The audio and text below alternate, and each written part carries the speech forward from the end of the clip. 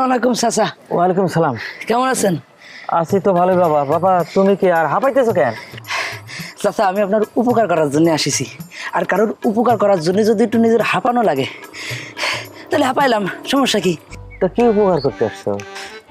আপনার ছেলের মনে হয় মেয়ে দেখাতে নিয়ে যাচ্ছেন তাই না? হ্যাঁ, এই যে আজাদ সাহেবের মেয়ে সুমি। আজাদ সাহেবের মেয়ে সুমি? হ্যাঁ। আসলে সে আজাদ সাহেবের মেয়ে কিন্তু গজব সাহেব হয়ে গেছে বর্তমানে। তার ক্যারেক্টার সম্পর্কে তো আপনারা জানেন না। কি কও বাবা? জানানোর জন্য আসিছি আর কি।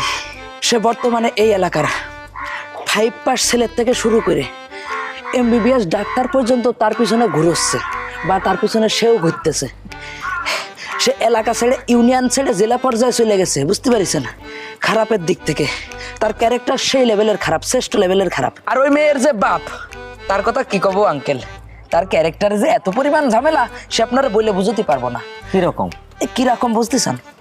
আমাদের এলাকার আনিস খুড়া ছিল একজন, মারা গেছে গাড়ি অ্যাক্সিডেন্টে এই 15 দিন আগে। 15 দিন জাতি পারল না, তার বোর সাথে তার বাপের লাইন। আহা, এই বুড়ো বয়সে একঠাং কবরে চলে গেছে, এটা সাজে কোন আঙ্কেল? এই ধরেন আপনার এই যে চুল পেকে গেছে, দাড়ি পেকে গেছে, আপনি একজন মুরব্বী মানুষ, আপনি যদি কোনো ওই ইয়ং কোনো ভাবির সাথে যাই আড্ডা দেন, এটা কি ভালো দেখায়? এই কি করতেছে এইসব? সঠিক করছি ভাইজান। আপনি যে আকামগুলো এই বয়সে করবেন, সেই আকামগুলো ওই মেয়ের বাপ এই বুড়ো বয়সে করে। এখন আপনার যে ছেলে, মাশাল্লাহ, আয়নার সামনে কি আপনার মুখ কান দেখেছেন ভাইয়া? আপনার চেহারা কিন্তু অস্থির, সেই লেভেলের সুন্দর। এত সুন্দর স্মার্ট একটা ছেলেরে গজবের হাউসফুল ওই মেয়ের সাথে বিয়ে দিয়ে তাহার জীবনটা নষ্ট করেন না চাচা। বিয়ে শাদী তো আসলে 2-1 দিনের জন্য না, এটা জীবন মরণের প্রশ্ন।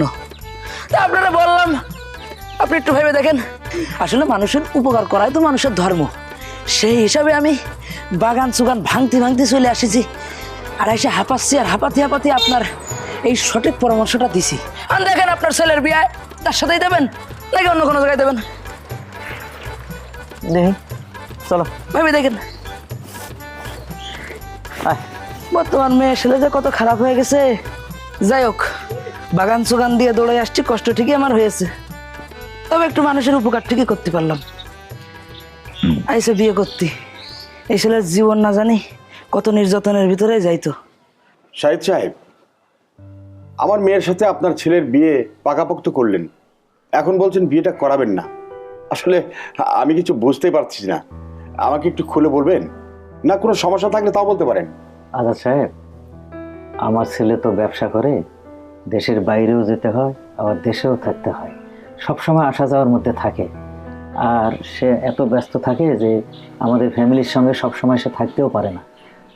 আমাদের যে পরিবারের কালচার আর আপনাদের পরিবারের এই কালচারের মধ্যে একটু পার্থক্য আছে। আজাদ সাহেব, আমার মনে হয় এই বিয়েটা না হওয়াই ভালো।